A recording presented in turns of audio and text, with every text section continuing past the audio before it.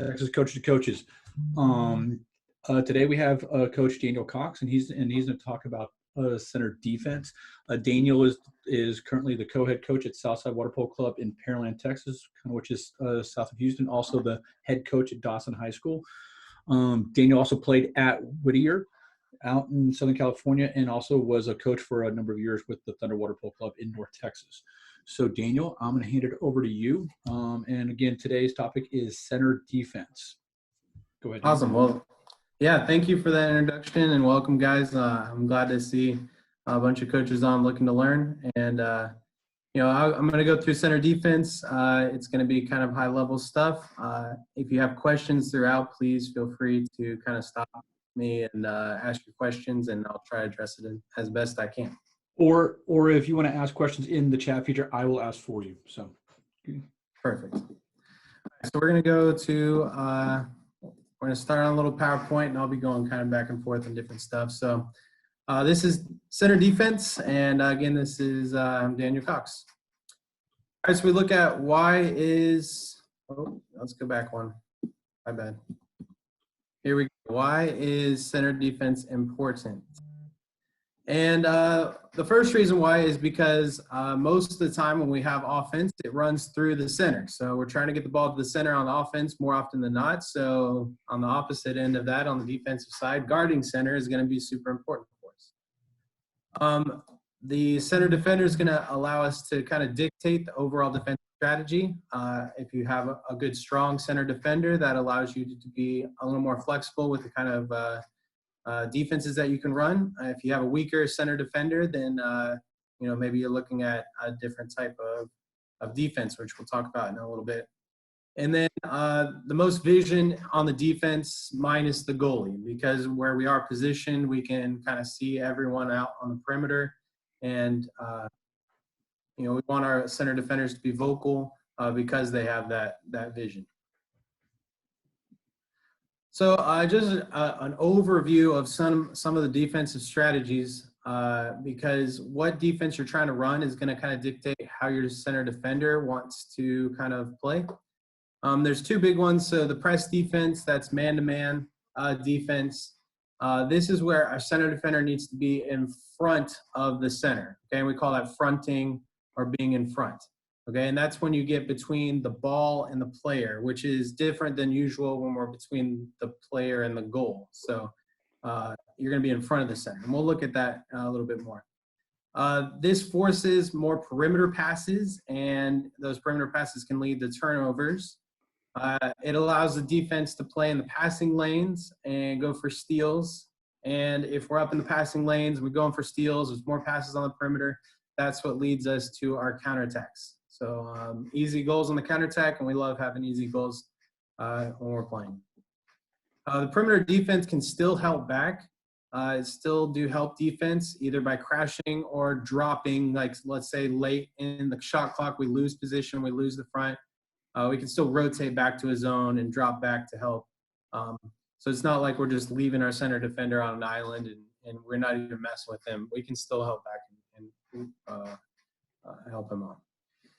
So the other big defense that we look at is the zone defense. That's when we do like a straight drop. There's a bunch of different schemes and different ways you can run a drop. We're not going to talk about zone defense all that much in my presentation, just because I think at the age group level, at the high school level, even most of the way through the club levels, you can be very successful running just straight press defense. And I think it's important for the kids to understand press defense because it makes them kind of be more aware of what's going on around them. It makes them kind of pressure other people, forcing turnovers. I just think it's a better experience for the kids and a better learning to run press first, and then zone's kind of an advanced thing.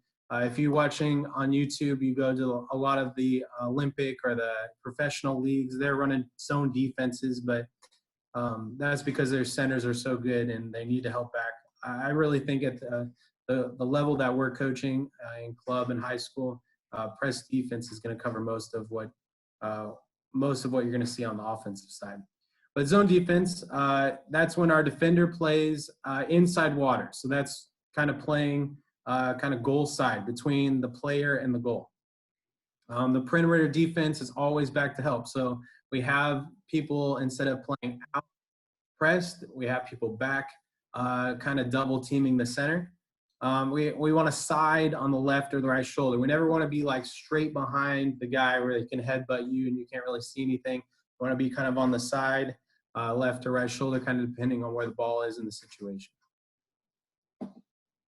And we'll look at a little bit of a video that shows that siding here in just a second. All right, so I mentioned fronting, and fronting is going to be kind of the main goal of our center defense. We want to front early.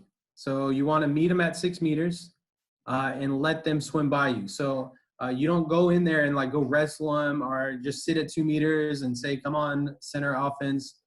You go up to 6 meters, you let them kind of swim by you so that you can start in front of them.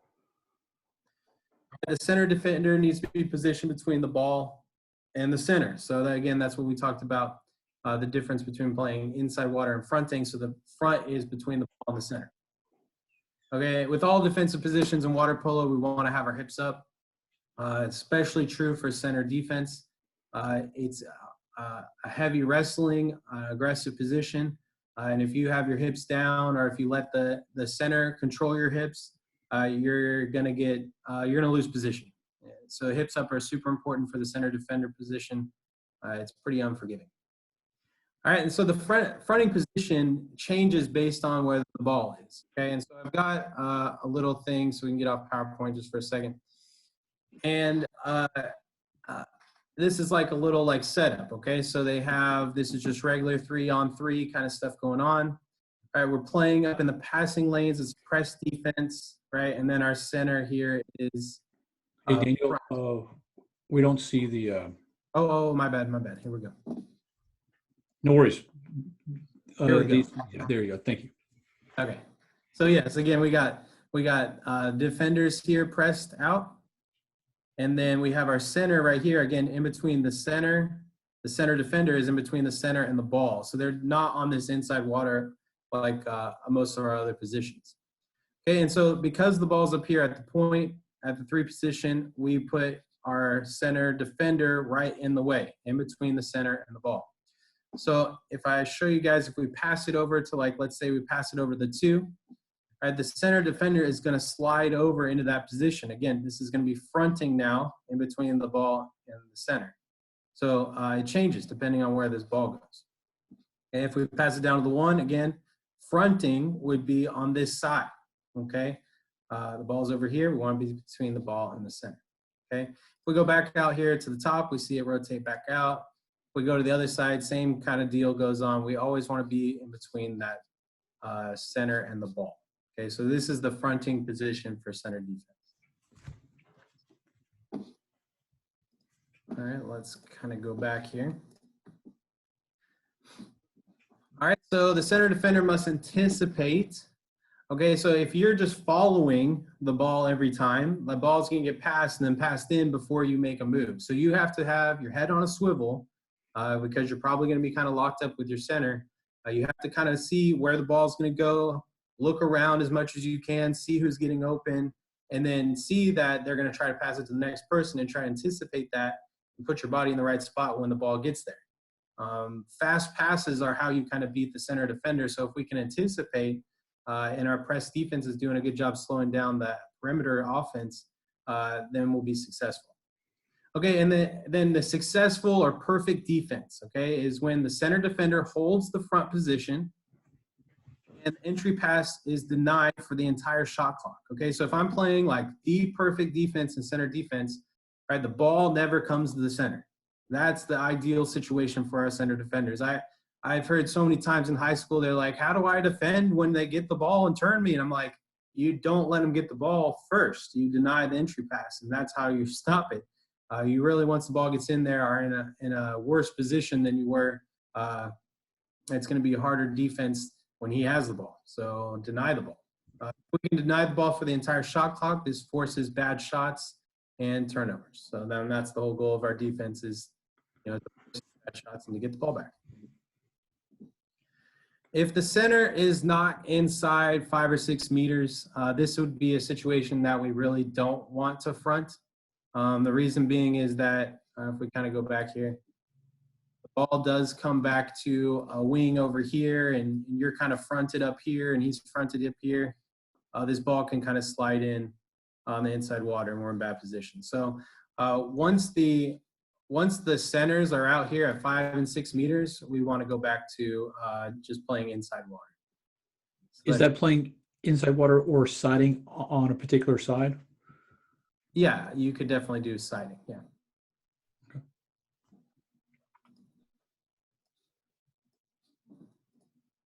All right. So how do we kind of practice this? How can we do this in practice? So how to practice and drills to use. So in a practice, what I would do is I would pair off people and encourage, same size and strength so that they can kind of wrestle. You're going to face the coach in space, and you're going to kind of lead them through all of these different drills, okay? And these different drills are for you to kind of move around the center to keep the front position as the ball changes position. So if we go back to our board here, say we got them set up like this, okay? So you guys can see the board? Yes. So like normally what I do is I stay on the bulkhead over here on the side. Maybe I'll be on this side if I don't have the pool configured the right way. But so this would be the coach in this situation, and you'd pair them off, okay? And so you could have this kid be kind of scaled out to, you could have 40 kids in the water all doing this drill, or you could have 3 kids in the water. So it scales real nice. You have all the defenders start on one side, and then their goal is to kind of move to the other side with these different drills, okay? And so you're calling out the drill, and then they kind of slide as they go. So let's look at some of the drills. So the first one is swim around. And this one will kind of separate our arm and use swim strokes to get to the other side. And I found a little clip we're going to watch, and it does a good job of kind of explaining this. So let's watch this clip right here. Let me make sure I'm on the right thing.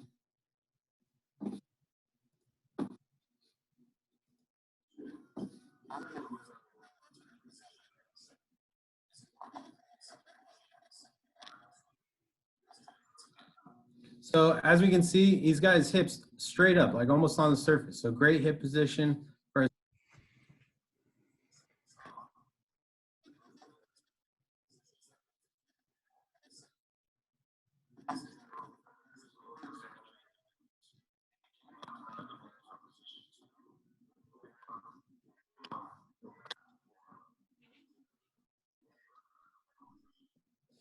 Okay, so he has some different ways of doing it. I usually just say like, okay, we're gonna start on this side. You're gonna use swim strokes to go to the other side. So he kind of does a little more 2, 5, all the passes and numbers or whatever. But the big thing here is that they separate. So you get the arms off of you, separate completely from the center, and you use both hands to swim and swim around the center.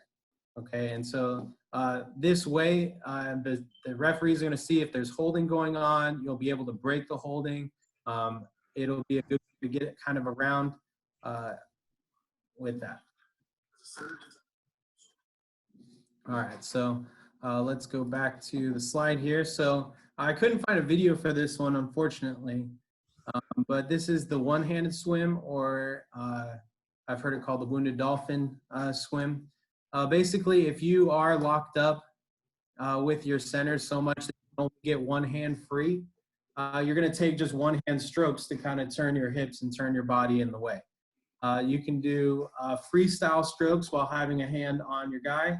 And once you kind of get around enough, right, then you want to kind of turn around and you'll do backstroke strokes, right, the rest of the way. Okay, and so I always encourage my kids, these aren't like, swim strokes where you're going full distance per stroke and one big long pull. No, this is water polo. This is little bitty strokes, quick little strokes to get around. So usually I'm encouraging my guys to do 6 or 7 freestyle front strokes and then 6 or 7 little back strokes to get all the way around. Just overemphasizing the movement. I imagine in a game you probably wouldn't do 12 strokes to get around this. So when would you swim and then when would you do the one hand swim?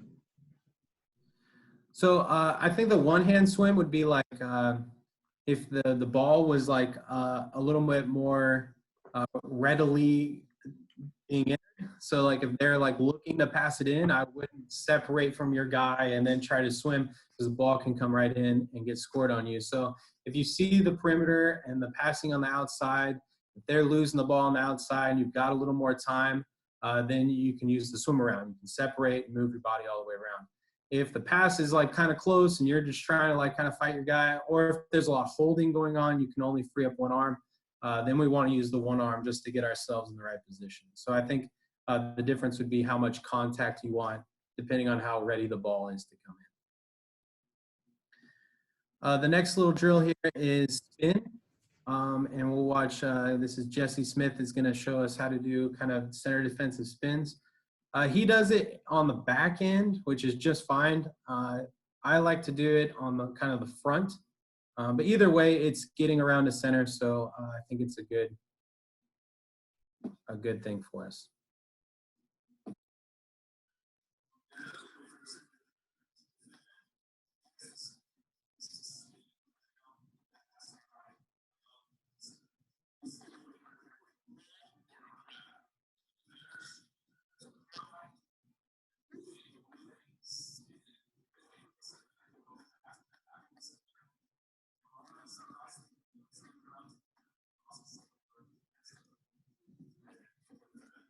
All right, and so again, I think John Abdu's kind of narrating this, and he talks about hips up, okay? And this is one of the things that's you'll see with the youth kids.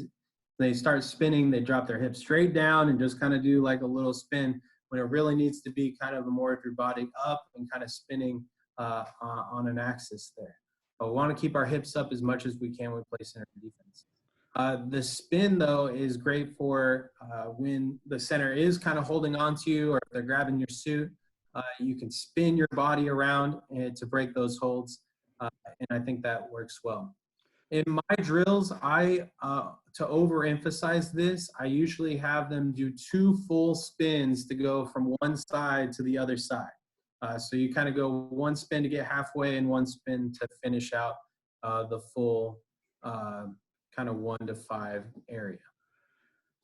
And that is doubly important as far as the suit grabbing is, especially on the girls' side as well. So.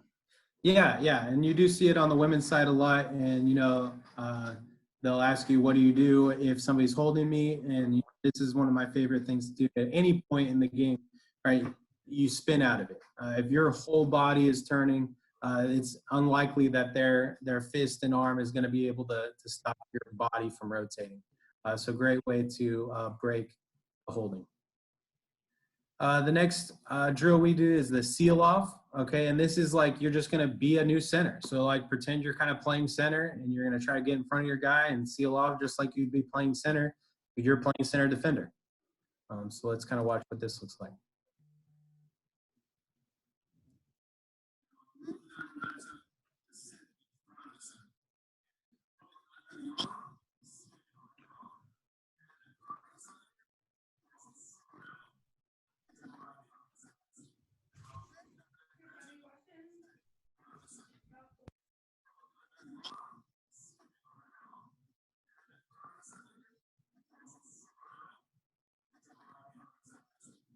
So we just watched the film twice, but as you can see, Jesse does like a spin on the first one. So he's using the spin move that we just talked about and then setting, okay? And then he also kind of does a hook, or we'll talk about in just a second, kind of a pendulum move. Again, we're trying to keep our hips up as we get around, and then he just seals them off like he was the center.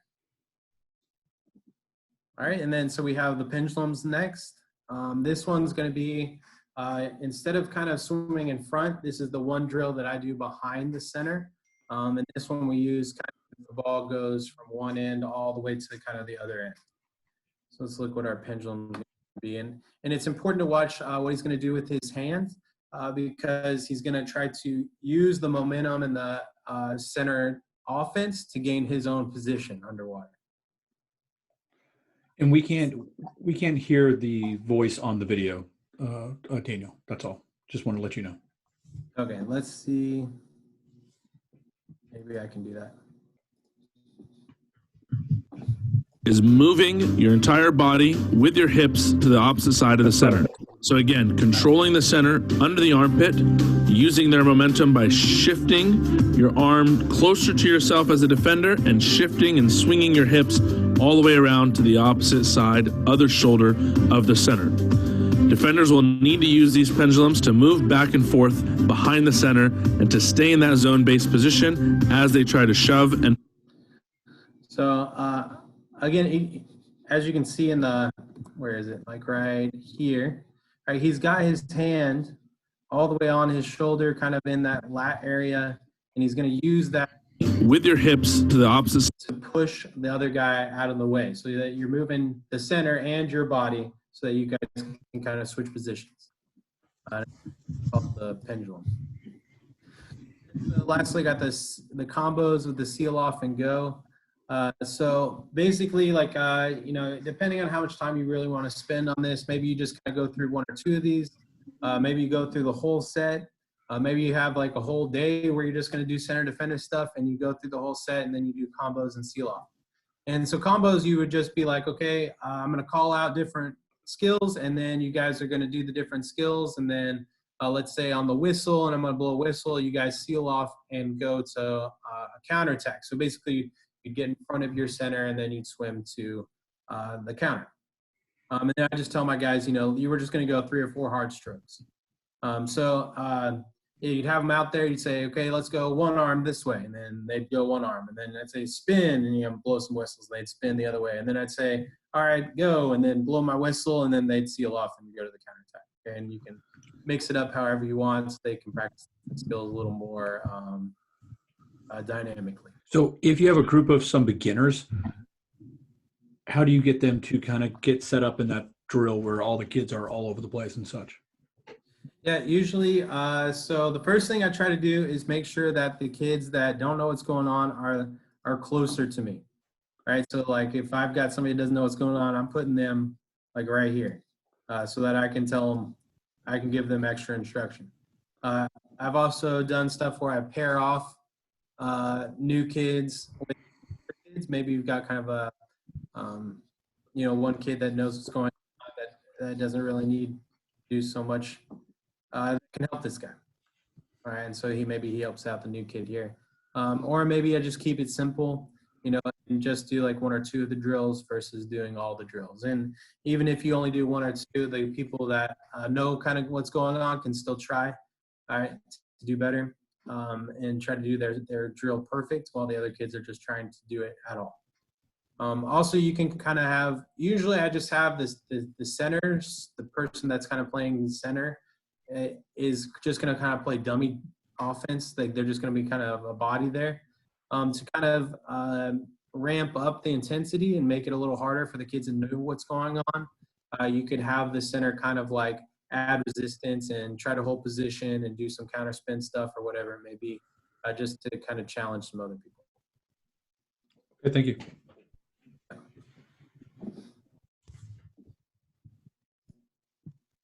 All right, so yes, we want to front, but let's say fronting's not going well. They have a good center offense, or I just didn't win my little matchup on one possession, okay? So we're going to talk about before the ball enters the center, and I've lost position. What we're going to do is the zone-based position. This is kind of what USA Water Polo calls this position. I've also called it containing, or this is also the siding that we kind of talked about. And that's just when we do lose the front position, we want to go play between the goal and the center now. But we want to keep our hips up. We want to push the center out to whoever is supposed to be helping us, either the crash or the drop, right? And we want to make sure that our head is kind of on the side and in the way. So again, I found Jesse Smith does a good job of explaining this one for us too.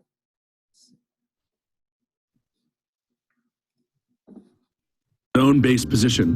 When the defender loses position and finds themselves behind the center, they must call back for a zone. In this zone-based position, it is important for the defender to put their head on the left shoulder of the center, use their right arm under the armpit of the center to control the center and keep them moving forward. They will use a combination of egg beater and breaststroke kicks to shove and push the center out closer to the zone. All right, so again, as you can see, they start all the way down here and they go about 5 or 6 meters.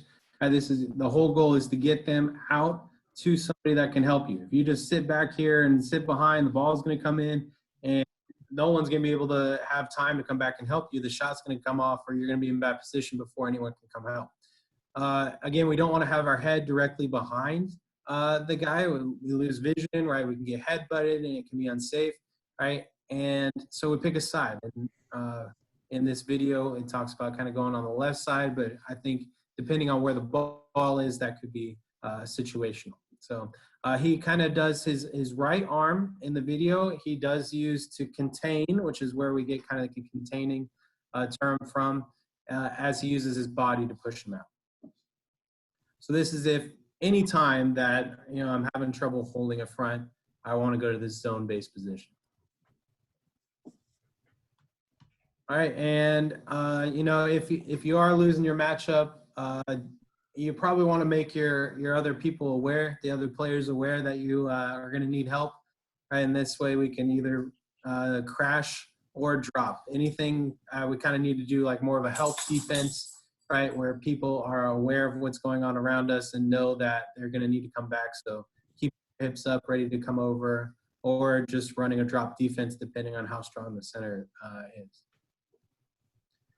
So kind of after the ball enters, so I've kind of lost position and the ball comes in. What happens now? What can we do?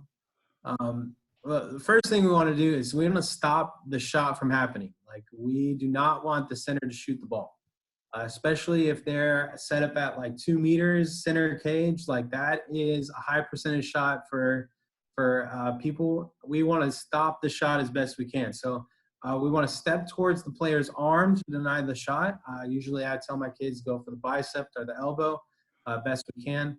And we want to play the ball, not the player. And all we mean by that is some of kind of the more novice people that get into the center get into the physicality of the position. And as soon as that ball comes in, they just dunk the crap out of the guy. It's not the best move, but that's easier to kind of tone them down to people up sometimes. But we want to go play the ball. So anything inside of 6 with the new rules, right, is an ordinary foul. So if I have good inside water position, I'm a center defender, and I'm coaching a center defender, I'm telling them, like, if you foul, that's great. He's stuck with a pass instead of a shot. And so be aggressive. There's no reason to have your hands up and try to do two-hand press and everything. If the center's got the ball and you're inside 6 meters, you should be playing really aggressive and trying to stop the shot 1 and going for an ordinary foul 2.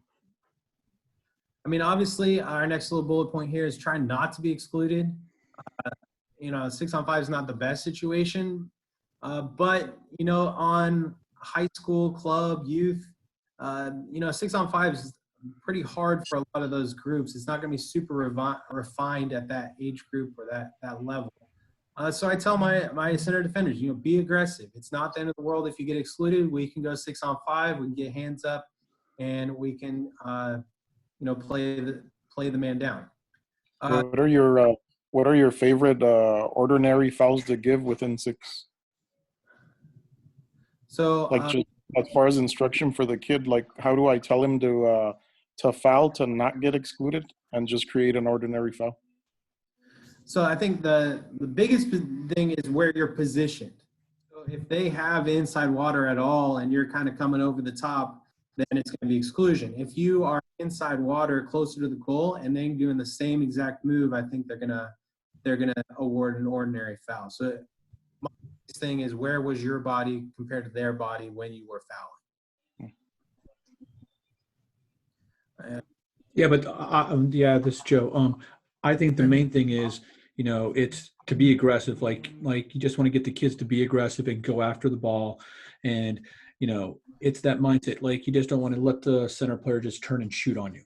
And it's getting the player. It's okay to be excluded, but in reality, we want them to be a lot more aggressive, to go after the ball. And a lot of times it simply might be an order or easy steal for the center defender. So The reason I ask is because like for a really small team like mine, where my guys are very, very small, the encouragement in the past has been to just go ahead and foul.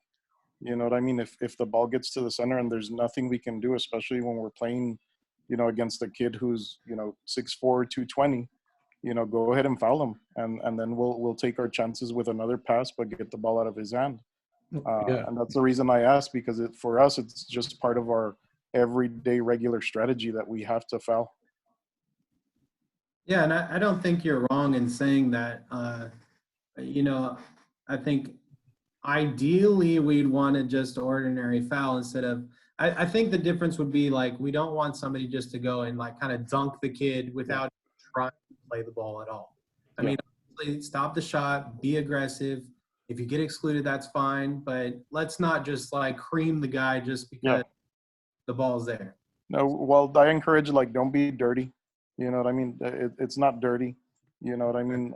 But play on the ball, and if you happen to pick one up, then pick one up. But really, what we want to do is try to wrap them up as best we can, because we've got players in our district that are just uncontainable if they touch a ball. So Yeah. No, I don't think you're wrong. I think that's a great strategy. It's getting kids to be aggressive and not be scared to go after the ball and stop somebody from shooting. So and that's my last point here is, again, just like you talked about, if we've got a center that's a monster, that 2 meters center cage, is that a better shot versus the 6-on-5 where somebody else is going to have to touch the ball? Depending on what game you're playing, at the highest levels of high school, maybe 6-on-5 is not the greatest thing for you to be trying to defend. But I think a lot of youth stuff, the center shot's going to be more dangerous, and so you want to take that away. So now, like, after the ball kind of enters and you've contained and you've pushed your center player out to the post or out at 6 meters, you don't want to foul there, do you? No. And that's why I put this little here, let the crash steal the ball. And so if you read the position, it's all situational water polo.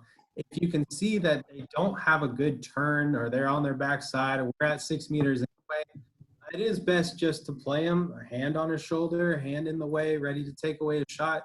But let the crash happen. Let the other people steal the ball for you. And, we don't have to worry about getting excluded. The other guy can steal the ball for you. Again, this is all situational versus, a guy's center cage at 2 meters and no crashes anywhere near us versus like kind of being in an outside corner. It's towards the 4 at 5 meters, outside the post. We're not trying to, get an exclusion way outside of the box. is there anything you do in transition to right off the get-go try to get the center out of position? You definitely can. I don't really have anything in my little center defenders thing for that, but if usually a center is a bigger dude and best swimmer endurance-wise, so I've heard of a lot of people, swim them down to 2 meters into a corner, so they have to swim all back up to 2 meters on the other side and get tired doing that. And Daniel mentioned earlier that, like you want to go meet the center player and kind of go meet them at 5, 6, 7 meters and have them swim by you. So then the center player kind of has to work around the center defender, and all the center defender has to do is hold their position. So like early defense is like you want to go up there and meet them as early as possible. Just don't sit there and kind of let them come and kind of just have a good position at 2, 3 meters. Yeah. You don't want them just to, hey, just do breaststroke up here, and then we can press with full energy. Like go and press them at 5 and 6 meters and make them work inside and get tired while it's all getting developed and before the pass can really come in.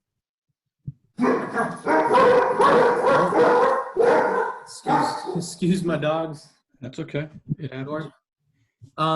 So here we got center defense skills and moves translate. And what I mean by that is you teach these different skills to get around people. Well, positioning is everything in water polo for every position. So If you're a center, you can do spin to get in front. If you do one arm, you can get in front. So anytime where we're trying to go around, right, center positions can use these skills.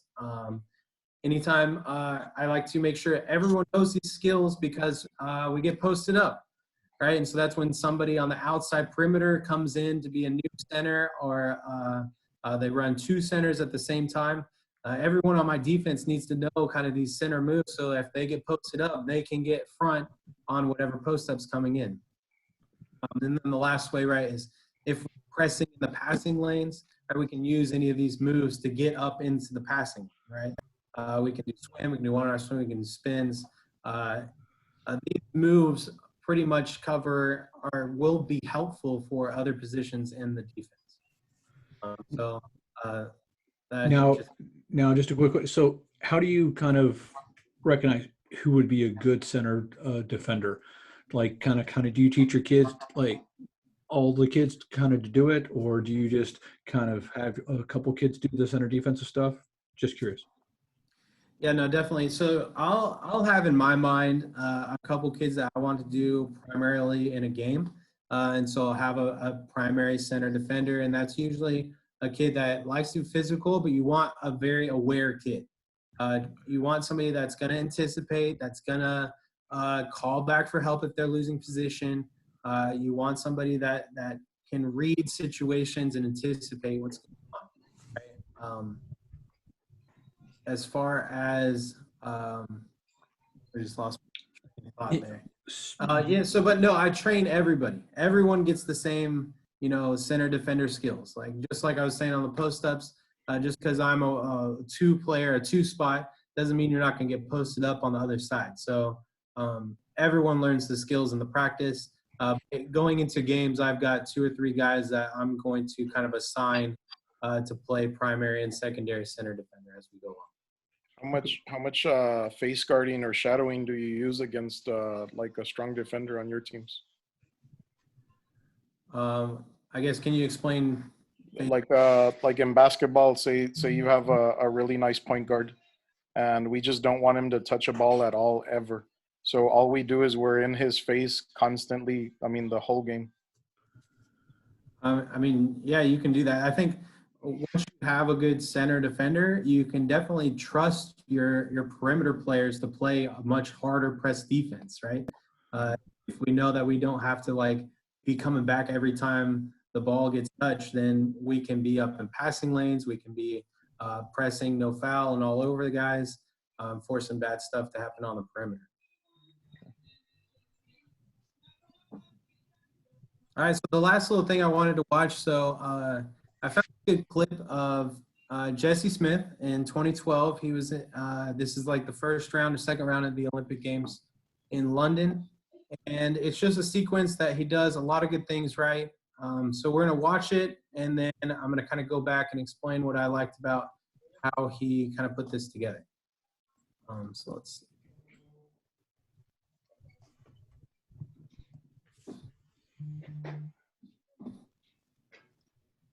All right, can you guys see a water polo game now? Yes. All right, so again, as we get started here, so Jesse Smith is back here. He's at 6 meters or so. They just got the ball from the middle. We're on defense here, and we're watching Jesse Smith, the center defender, on this play. Ready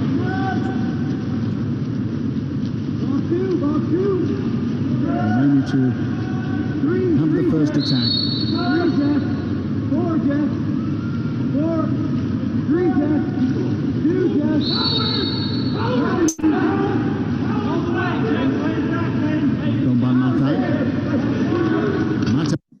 So there you go. So let's back it up and kind of explain what I saw. All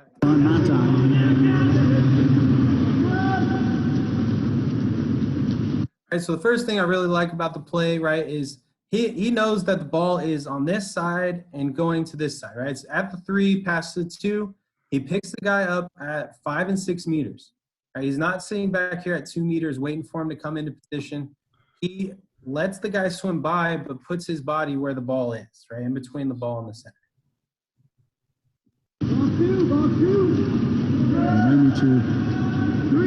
Right, and again, he has his head on a swivel, right? He's not looking at the center right now. He's got a hand on him. He's looking back to see where the ball is. You see the ball go back up to 3, and his body slides. So he is, again, between the center and the ball.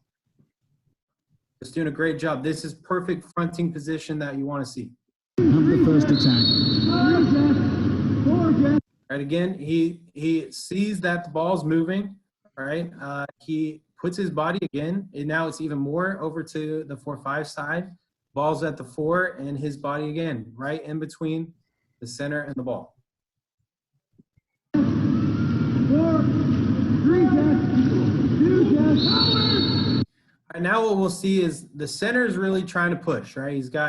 He's pushed him out. He's used his body to kind of get him around, kind of hooked his head a little bit in there, but that's okay. But right now we're at 5 and 6 meters, and to front at 5 and 6 meters is a dangerous position.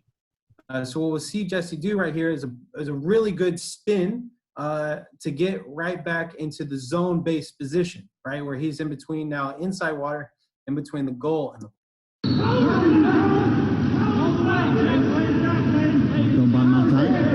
So now we're in the siding position, the zone-based position. We got perimeter defenders have been called back to help.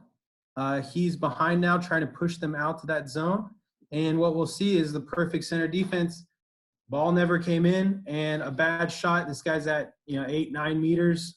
Defenders in the way, goalie locked up. Poor shots on your side. So I just think that sequence is a great sequence. And we can kind of watch this full speed again without me talking. Ball 2.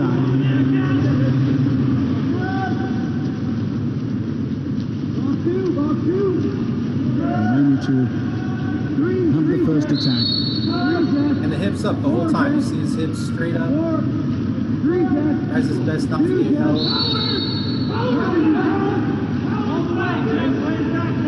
Done by Matai.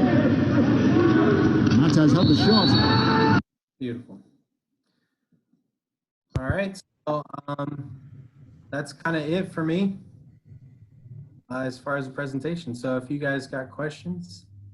Does anybody have any more questions for Coach Daniel? Again, most of or all the Texas coaches to coaches sessions are going to have been recorded and have been posted at txwaterpolo.com. Next week we have Alex Stankovic from St. Mark's and Pegasus who will do goalie basics. In 2 weeks we have Coach Sabrina Carlisle from Thunder Water Polo in North Texas is going to do front court defense. And then in 3 weeks, we have coached Jeff Chandler from Side Creek High School, who is going to do 6-on-5 offense. So we are trying to work on some other people, and we might have some special coaches to coaches here coming up in May as well. But I appreciate everybody kind of taking the time. Daniel, thank you so much, for coming on. So if there's any, if anybody has any more questions, please ask now, and Daniel and I will stay on for a couple more minutes. So. Yeah, thank you guys so much. I appreciate everyone that came out to watch, and you guys are going to watch on the replay. So thank you guys.